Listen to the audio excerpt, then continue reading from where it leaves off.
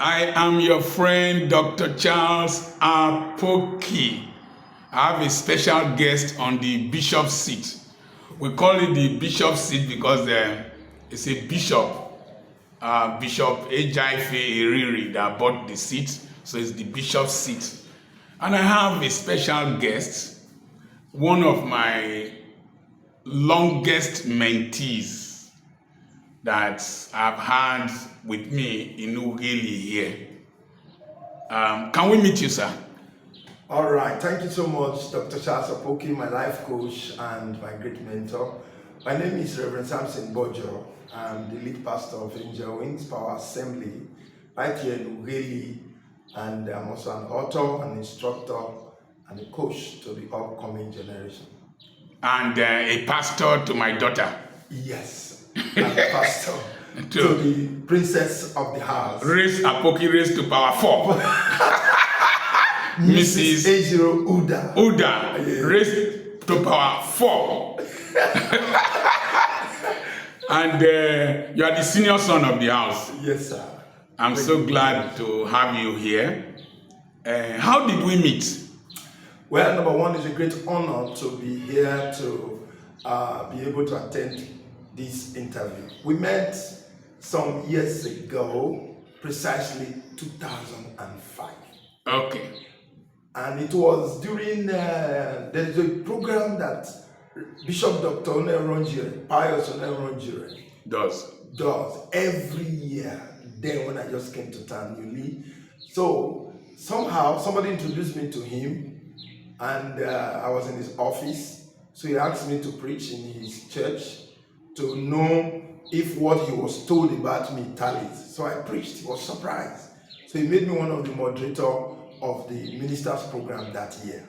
So I moderated, and along the line, creams of preachers, wonderful preachers, came for that year program. And my mentor here, life coach and father in the Lord, Dr. Apoki, happened to be one of the guest preachers. Dr. Enakeri and several other persons were part of that program. So I moderated, and when it was his turn to preach, I also called him forth to the pulpit to preach. So when he came up to preach, he preached wonderfully, and the things I have been looking for, because when I came from the north, I really don't have anywhere I drove from. So I read books. Sometimes I will have to travel to Port Harcourt to meet Dr. Zili Agre, to listen to him once in a month. So, but when I heard him preach, I said, wow, that means there'll be no need to go to Port Harcourt anymore. But I didn't know how to locate him. So when he finished preaching, there was one of my friends too, Reverend Demakori. So they were not exchanging pleasantry. And I was like, this man had preached. I thought that he came from a far place. How come Reverend Demakori was talking with him and they were just hugging themselves? It became so interesting. So I stood by to wait. So while he was done, Odemakona said, hey, please, I will need you to give me your phone number again because I have misplaced my phone. So he just called the phone number. I just picked it and crammed it while he was calling it so that I could call him in the evening. So he too was waiting, I'm sure, to talk to me. So when he was done with Odemakori, he came and gave me 100 naira. I said, Daddy, for what? He said, you see, you moderated very powerfully, you talked powerfully, but the shoe that you wore was not befitting to the cloth and the things that you were doing. So when you leave here, go and mend that shoe. What was wrong with the shoe? The shoe was open. It was like crocodile mouth. I tell you. So I was like, Daddy, sorry, thank you. I was going. He said, shut up, go out. So I was, with the authority with which he asked me to shut up and go and mend the shoe, I quickly just humbled myself and said, thank you very much, sir. So I left and mended the shoe. So before we returned back from break, I had mended the shoe. So I was like, I was going to talk to this man and get connected to him. So that evening, I did a text message to him. Before I know it, surprisingly, he replied and sent me the Mount Olive website Then his website name was mountolive.com. Then, yes. Yes. He says, okay, go to this website. If you like what you see, then get back to me. The door has opened for me. So I went to the website that day. Then the next day I called him. A long story cut short, that was how I met with my life coach, Dr. Apoki. Very, very interesting. And for our viewers, Bojo has been buying shoes for me. A man I gave 100 naira to go and mend his shoe, and because according to Raymond Orogugbe, I'm a madman, I shouted at him, go and mend it. He's now the one buying Italian shoes for me. I remain very grateful to God. So what principles have you learned from me? A lot of them, but I'll say very few. Because in this house, we really don't empty everything that we have. No, we have to keep some. We have to keep that you can keep coming to or keep listening to us. Now, before I met him in 2005, I was that person that believed that once I hammer, I buy hammer. You hammer, you buy hammer. I buy hammer. So that was the mindset. So I just believe that when God wants to bless a man, he just open the door and things will start happening. Even though I tried to do some tussling and hustling here and there along ministry, and then I was also still in school. So, but the first principle I learned was the principle of gradualism. He began to teach me that, you see, that whatever that goes up will first go down first. He talked about the trees, that every tree you see stands from a seed, and the seed will have to die down. Then, before it goes up, it will have to go down as the roots, then it begin to go up. But whatever jumped up, or whoever jumped up, the height he may attain may be high, but definitely it's going to come down. And when he comes down, which means he has not grown. But if he go up gradually, as his root goes down and he grows up, then whatever height he attains in life, it means he has grown. So I began to apply that principle to grow gradually, to grow my life. And that has cut across every aspect of my life.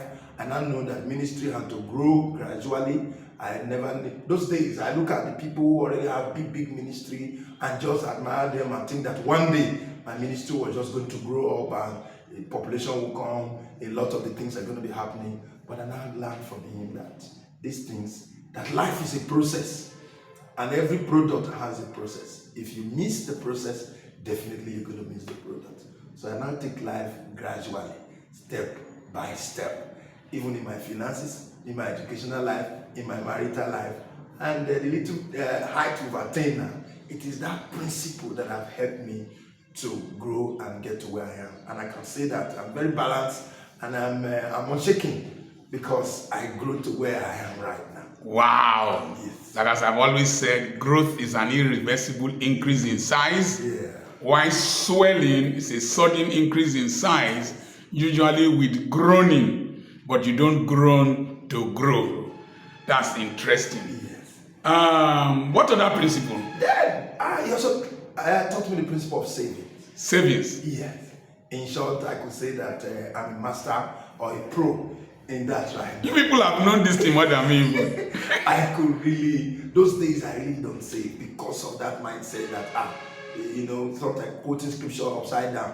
Don't think about tomorrow, tomorrow will think of itself. So when it comes, we live like the Hausa people. Hausa have a language, or could it be an adage that usually say, Allah Yakau, Allah Yaduka, God has brought, God has taken. So there's that mindset that it will always come.